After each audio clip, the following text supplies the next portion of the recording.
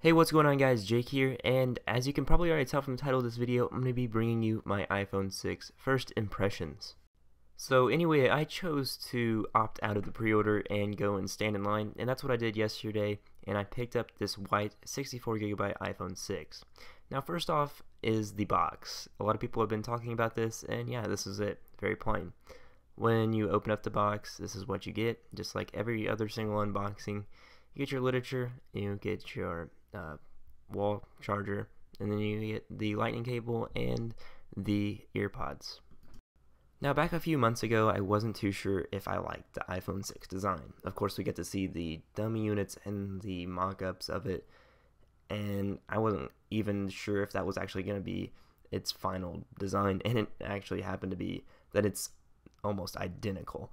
So now that I've used it though for a day, I really do enjoy it. I love the rounded edges and the bigger screen. I've always wanted a bigger screen on my iPhone, and that's finally come true.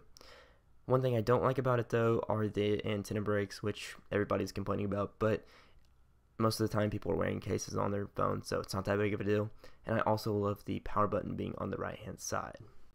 Next up is the screen. This is a 4.7 inch 750p screen, and it is absolutely great. Now I know what you're thinking, 750p, what? That probably isn't the best. No, it's not. It's not 1080p like the Plus. I wish it were, but the screen is still good. One other thing I love about it is that it can go from so dark to so light. So whichever environment you're in, it can pretty much be visible in either or all. Something else that I love about the new iPhone 6 is the camera. Everything from the photos to the slow motion 240 frames per second videos. I can't wait to use it more, and coming from Android, I'm not saying their cameras are terrible, but the iPhones have always been better for me.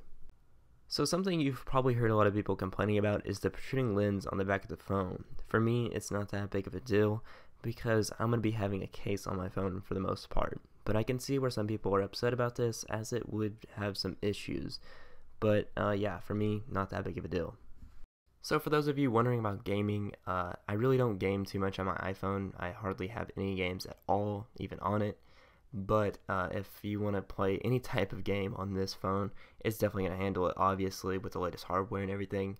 So there's definitely no worries there. Most of the time when I'm using my iPhone, I'm usually just browsing through social media and reading some blogs and stuff. So like Flipboard, Reddit, Twitter, Instagram, Verge, all that stuff. Technology wise, and that is a lot of reading, so having this bigger display really does make that a lot better experience. Now something else that I've really actually I didn't expect to enjoy, but I do, is iOS 8, just iOS 8 in general. I wasn't a big fan of iOS 7, I didn't feel like it was polished very well, but I feel like iOS 8 finished what iOS 7 was supposed to be.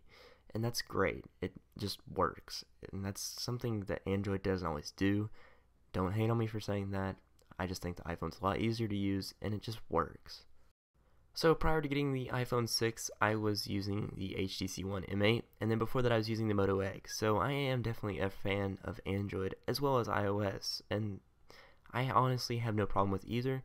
I love them for both very different reasons, and maybe I'll touch on that in a different video. So anyway guys, that is it for this video. I hope you enjoyed it. If you did, be sure to leave a big thumbs up, and also go ahead and ask some questions if you have any, and I'll be sure to try and answer them down below. Thanks for watching everybody, and I'll be sure to catch you all in the next one.